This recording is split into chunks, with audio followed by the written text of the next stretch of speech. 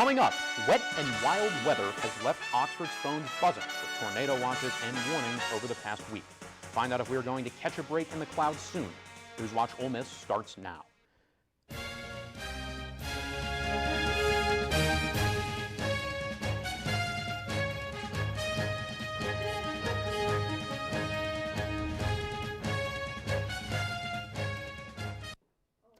Good evening and thank you for tuning in to Newswatch Ole Miss. I'm Grayson Wolf. It's raining, it's pouring, and the old man can't snore because the thunder is keeping him awake. This weather is nothing short of strange, and Gavin Norton has the latest. Gavin? No chance for snoring at all. The weather is going to continue to act a fool as it has been for most of the week. Want to take a look here? We can see this system right here is what just left us at those like 3 o'clock showers that we saw, but that's not what I want to bring your attention to. This is a live radar right now, and we want to look down here. Over here in this Hattiesburg area is another storm, and that's what we got to watch out for.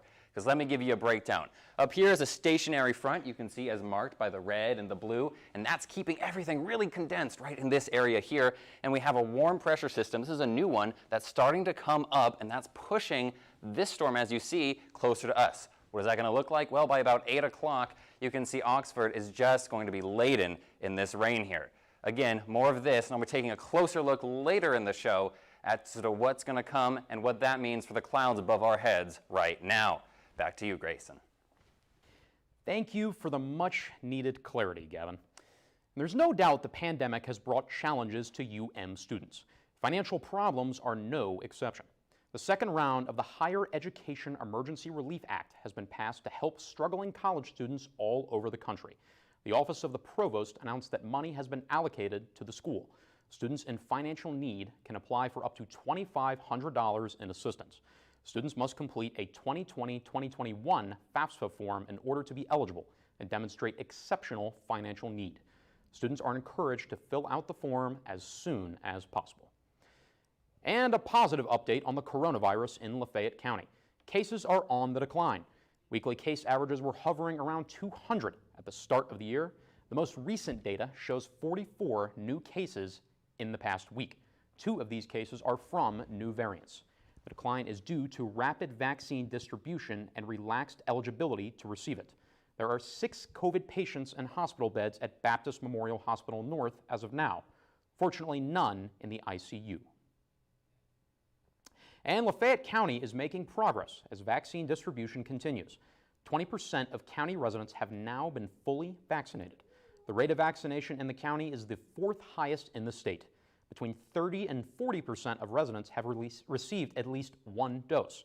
The university has also launched an ambitious vaccination program. The Office of the Provost announced appointment openings for the Johnson & Johnson 1-shot dose this Thursday in an email sent this afternoon. These vaccines are open to all students. And the fierce debate over state employee pay raises is nearing its end.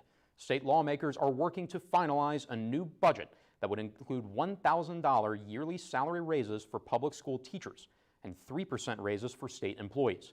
The pay raise would also apply to faculty and staff at state public universities like ours, with raises by at least 1%.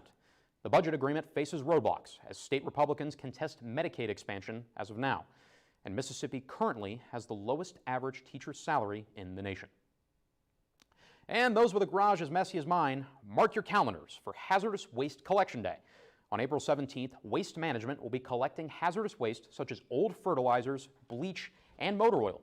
The event will run from 8 in the morning to 3 in the afternoon at the Lafayette County Multi-Purpose Arena. Commercial waste and regular household garbage is not accepted. For a full list of acceptable waste, visit the Lafayette County website and click on the How Do I tab. And we have updates on the city's animal shelter. In a special meeting with the Board of Aldermen, Mayor Robin Tannehill announced the agenda for the shelter. The goal now is to transform the shelter into an animal resource center.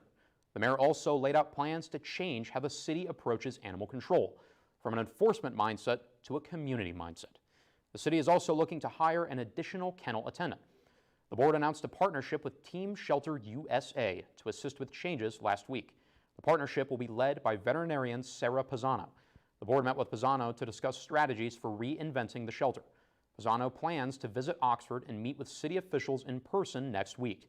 Newswatch will continue to keep you updated on this developing story.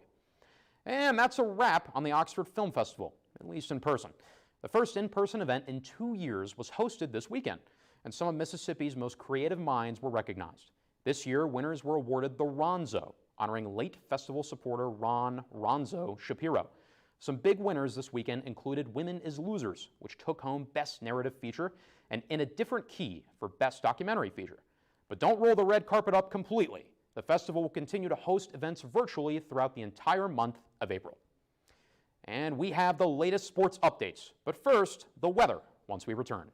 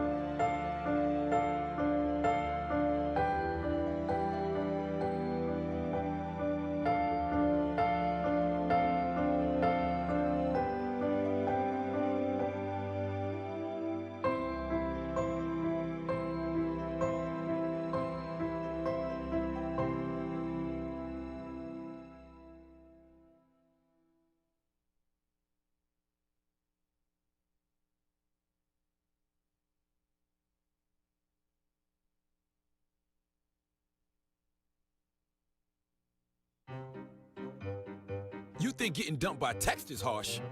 Try getting dumped by a tennis ball. My ex-owner drove me out to the woods, yelled fetch, and by the time I brought the ball back, he was gone. Yeah, I was pissed. But the folks at the shelter helped me let go of my anger. I learned coping skills, like taking it to the hole. Boom! Now I'm ready to fetch again. But how about I throw and you run and get it?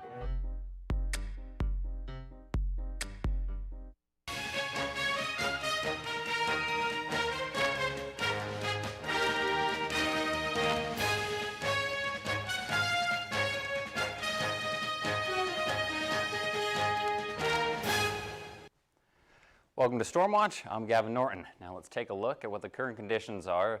Up in the north of Mississippi, we got South Haven and Holly Springs up at 64. Oxford, we're actually a little bit warmer than our neighbors at 66, but that's nothing compared to Corinth and Tupelo over there all the way at 76. The question is, will it last? How long will it last? Well, our current temperature, like I said, is